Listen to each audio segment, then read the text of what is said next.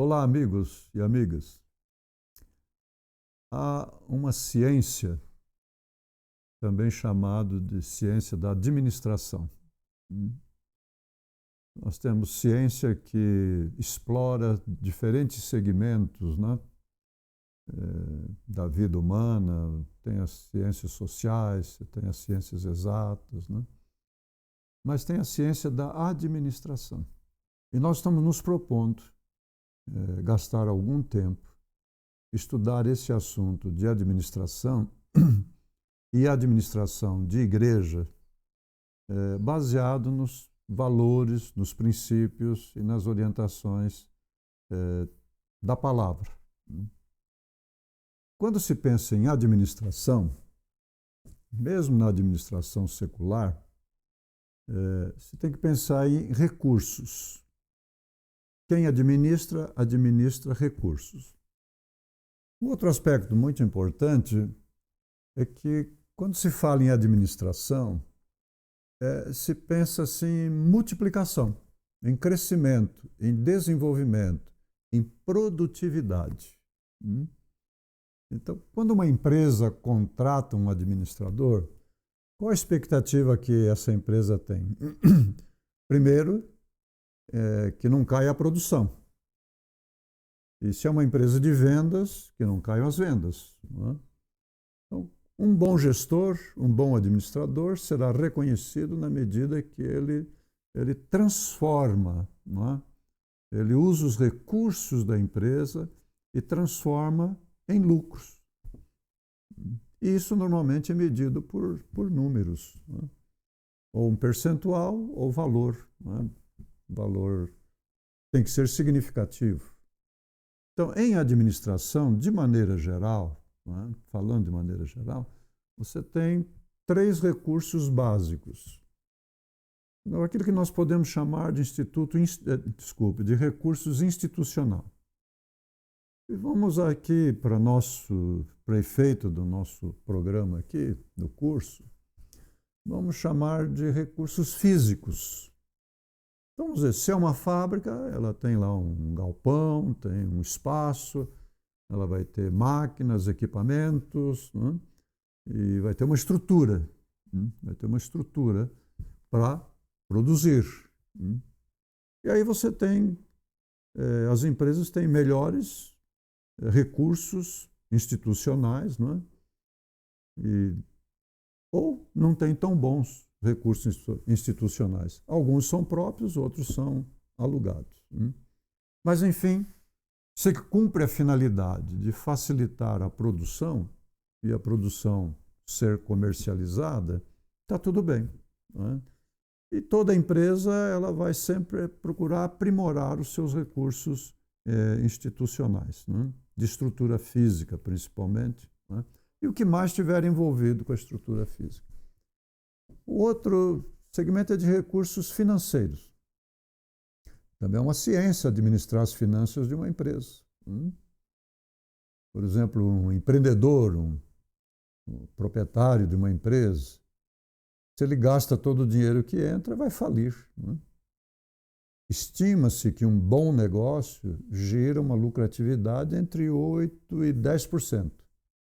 Excepcionalmente, você vai ter 20%, 30%, mas excepcionalmente, né? Mas normalmente a média é ali.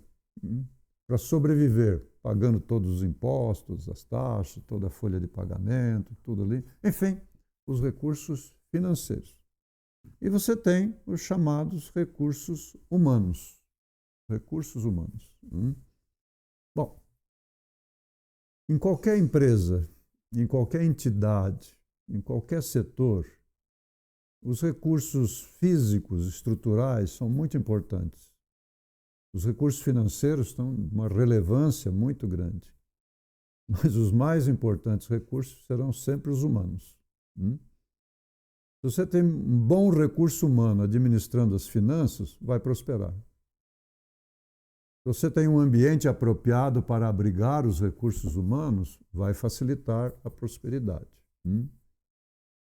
Mas a atenção que precisa ser dada é em relação aos recursos humanos.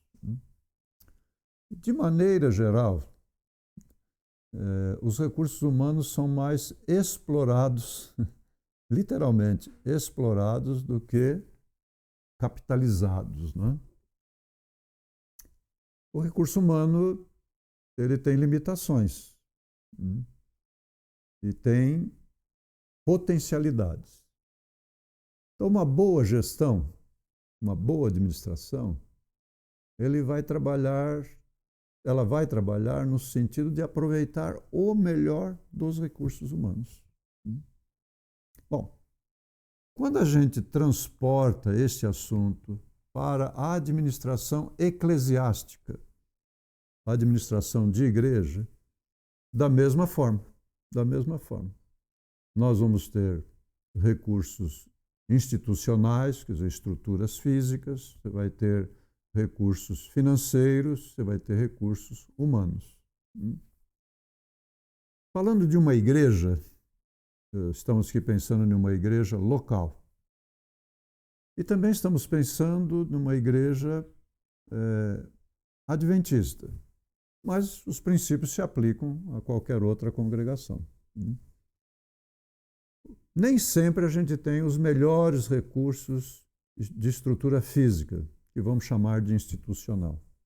É preciso comprar um terreno, é preciso construir um edifício, o edifício precisa ter espaços adequados às diferentes atividades daquela comunidade, né? Para isso se precisa recursos financeiros. Em geral, as comunidades religiosas, elas têm pouco recurso financeiro. Às vezes até tem uma excelente estrutura física. Todos os espaços para as crianças, para os jovens, para os adolescentes, né? Para a área social e para o templo ali, onde se congrega, né? Para os cultos, para a adoração, né? Mas grande parte das congregações tem recursos físicos bem limitados. Bem limitados. Na parte financeira, então, de maneira muito ampla mesmo, em todos os segmentos religiosos, né? Sempre é bem menos do que as demandas, do que as necessidades que se apresentam. E aí você tem os recursos humanos. Então, dos três recursos, o que uma unidade religiosa, uma congregação tem, e tem de forma abundante, são recursos humanos. E nós vivemos numa época onde as igrejas têm excelentes recursos humanos. Eu até me lembro de um acontecimento de uma congregação em torno de 400 membros.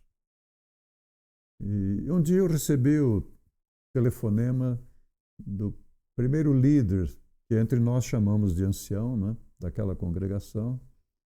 Ele disse: olha, pastor, estamos sabendo que vai haver uma transição pastoral e queríamos pedir que o senhor considerasse, eu era o responsável, né, por essas transferências, que o senhor considerasse que a nossa congregação aqui tem mais de 100 de universitários, estudantes e já profissionais. E a gente precisava de um líder que pudesse trabalhar, né, os conteúdos também nesse nível. E era uma congregação da região metropolitana de São Paulo. E aquilo me ajudou a pensar e a despertar. Falei, olha que coisa impressionante, né? Uma congregação onde praticamente 1/3 da congregação de pessoas de diferentes profissões, né, e formações estão ali para ouvir uma mensagem e para participar do programa da igreja. Então, recursos humanos, em geral, nós temos bastante, temos em abundância. Então, quando a gente pensa em administração eclesiástica, não é, que é o nosso foco aqui, a gente vai lembrar disso. Os recursos físicos podem ser limitados, os recursos financeiros poderão ser limitados, mas os recursos humanos são abundantes. Entretanto, também há uma ciência para poder liderar, administrar, não é?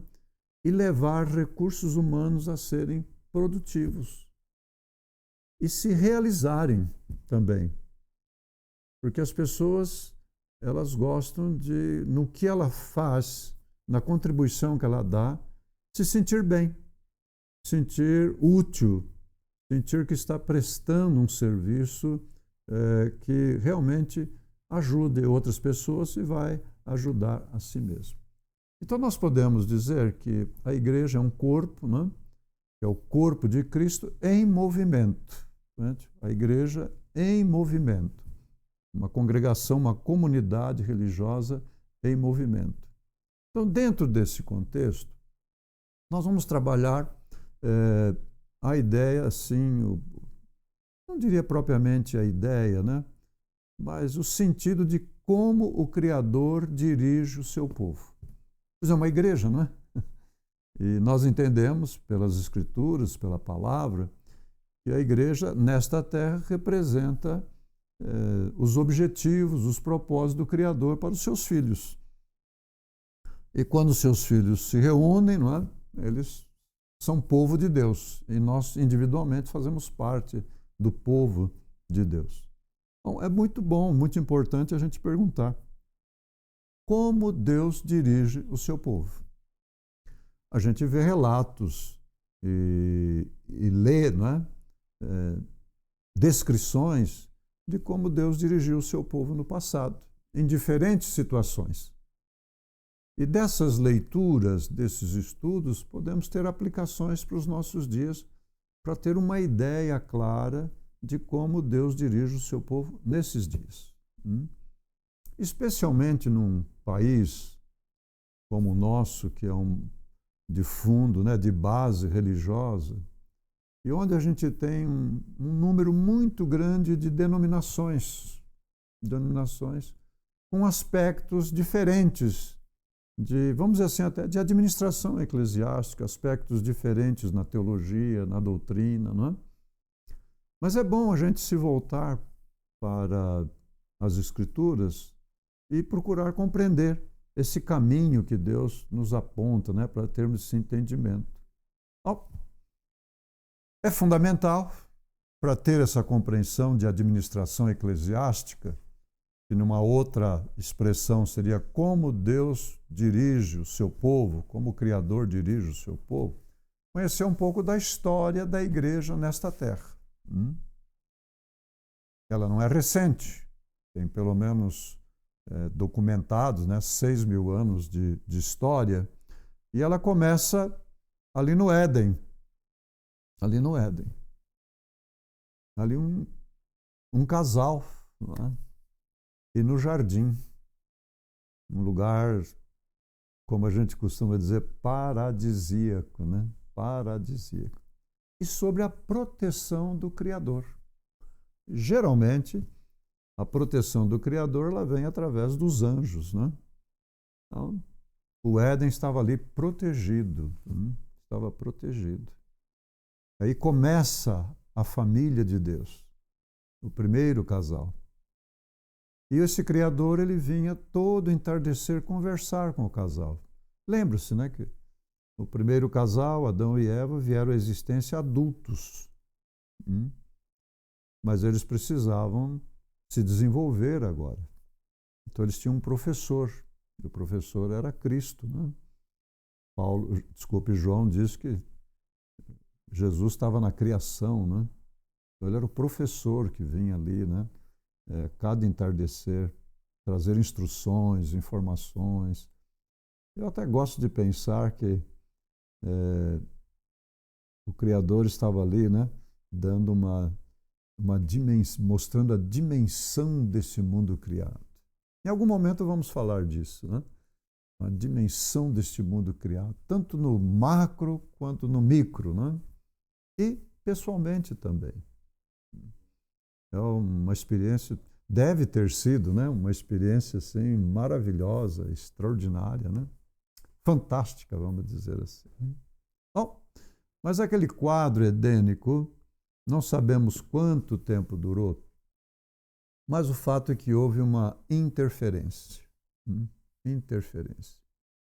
E aí nós conhecemos no registro bíblico como a queda, né? A queda de Eva e de Adão. E às vezes nós temos um pouco de dificuldade de entender essa queda. Mas assim, resumindo, e este assunto a gente vai tratar em outro momento, né, que vai estar disponível para vocês também. Mas em resumo, a queda representou a entrada de uma segunda natureza no ser humano criado. Como segunda? Bom, a primeira, Gênesis declara, né? Está aqui na palavra, né? Gênesis traz essa informação de que este ser foi criado à imagem e semelhança do Criador. Aí, lógico, você vai estudando as descrições, os relatos, né? Os livros do Antigo e do Novo Testamento, e esse Criador ele é apresentado como um ser amoroso, compreensivo, perdoador, que se identifica com a sua criação e faz até uma promessa nessa queda que haveria um resgate, haveria uma obra, né? E haveria uma obra a favor do ser criado e um resgate. Há uma situação que voltaria a ser como o Éden, novamente. Mas essa queda estabeleceu um processo degenerador.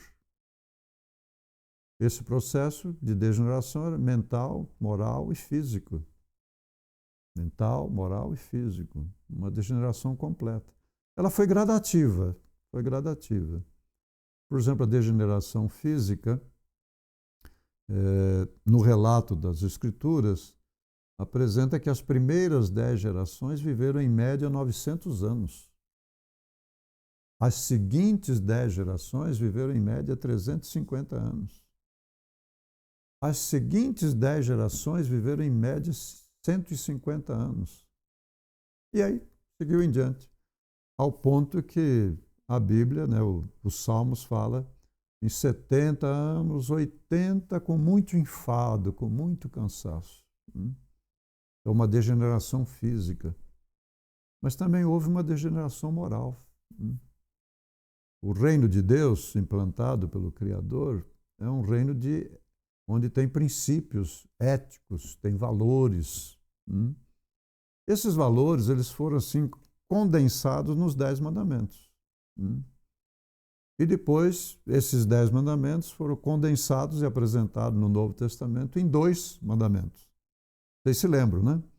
Amar a Deus sobre todas as coisas e ao próximo como a ti mesmo. Amar a Deus sobre qualquer coisa, você tem os 4 primeiros mandamentos. Amar o próximo como a ti mesmo, você tem os 6 mandamentos. E ali estão os princípios éticos, morais, os valores. Né?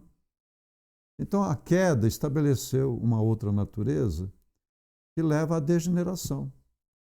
Aí um ser, né, que foi criado à imagem e semelhança de Deus, regido por valores, né, por esses princípios, por essa ética, ele vai roubar, vai matar, vai destruir, vai invejar, vai cobiçar, né, vai adulterar, ele vai blasfemar do Criador. Né? Isso é resultado de um processo degenerador. Mas Deus continua com o seu propósito original.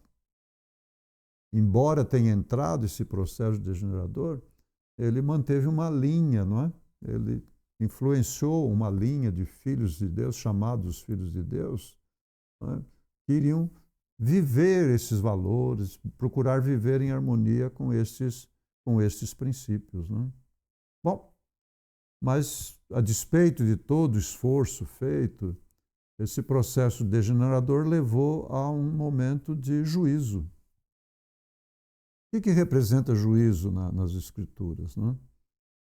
Quando dentro desse processo degenerador a pessoa perde completamente os resquícios, os mínimos traços da imagem e semelhança de Deus, e ele vai desenvolver uma imagem e semelhança da antiga serpente, vamos dizer assim, da antiga serpente, aí ele praticamente deixou de ser uma pessoa humana. Né? Ele é transformado em um ser à imagem de Satanás e cujos pensamentos são maus o tempo todo. O ser humano, diferente dos animais que agem por instinto, ele planeja o mal, a execução do mal. Você nunca vai ver essa situação, por exemplo, com os animais. Dificilmente, aliás, eu acho que não encontra, né? Que meia dúzia lá de animais faz um planejamento para tirar a vida de uma pessoa.